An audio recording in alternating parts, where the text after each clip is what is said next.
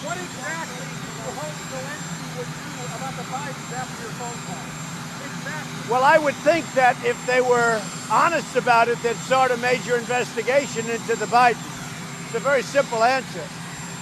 They should investigate the Bidens, because how does a company that's newly formed, and all these companies, if you look at, and by the way, likewise, China should start an investigation into the Bidens, because what happened in China is just about as bad as what happened with Ukraine. So I would say that President Zelensky, if it were me, I would recommend that they start an investigation into the Bidens, because nobody has any doubt that they weren't crooked. That was a crooked deal, 100%. He had no knowledge of energy, didn't know the first thing about it. All of a sudden, he's getting $50,000 a month, plus a lot of other things. Nobody has any doubt. And they got rid of a prosecutor who was a very tough prosecutor. They got rid of him. Now they're trying to make it the opposite way, but they got rid. So if I were the president, I would certainly recommend that of Ukraine. This is Trump inviting yet another country to interfere in our elections by opening an investigation into his top political opponent.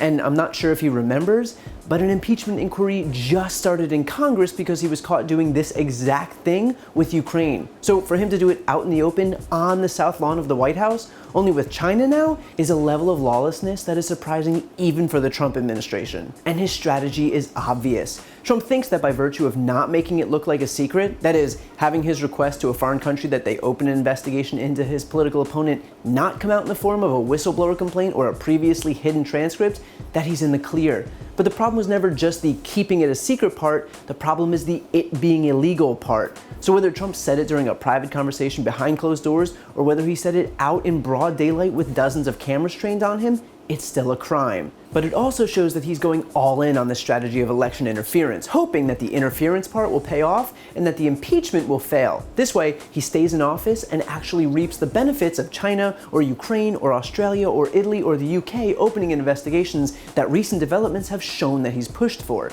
It's like he just robbed a bank, has 50 police cars following him, but instead of stopping, he's doubling down and heading for the border. Because unless he missed the news about his own impeachment, he knows this is illegal, but he doesn't care because that's how desperate he is to get dirt on Biden, to abuse his office and taxpayer dollars, all in hope of seeing it work for him in the end. And what's most hypocritical, as if we need any more hypocrisy right now, is that Trump is demanding China open this investigation all because he believes that an American politician's son made too much money thanks to his dad's job as vice president, at the same time that his daughter is reaping a windfall of Chinese trademarks because her dad is the president.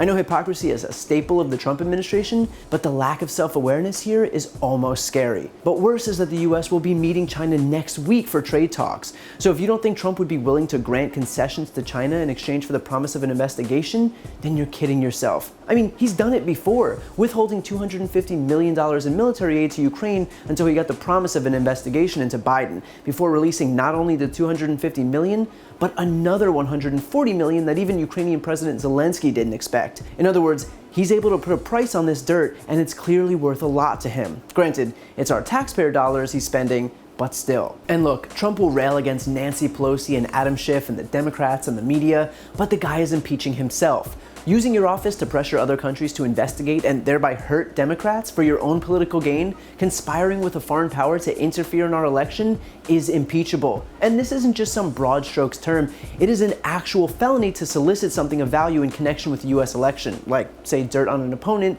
from a foreign government. It's illegal to do so on the phone, and it's illegal to do so on television. His only saving grace in 2016 was that he could claim he didn't know his campaign's cooperation with Russia was illegal, in that the statute requires knowledge your conduct is a crime.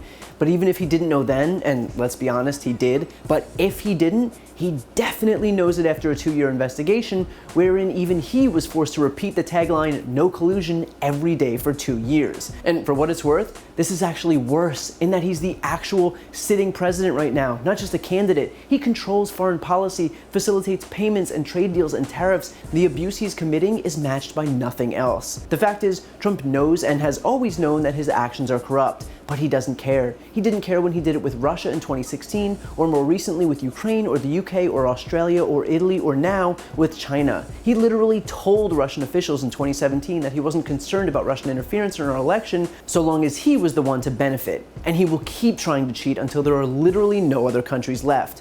When you strip away all the excuses and political outsider BS, what you have left is a criminal. And the only way to stop him from getting away with another conspiracy against the United States is to remove him from office and nothing less.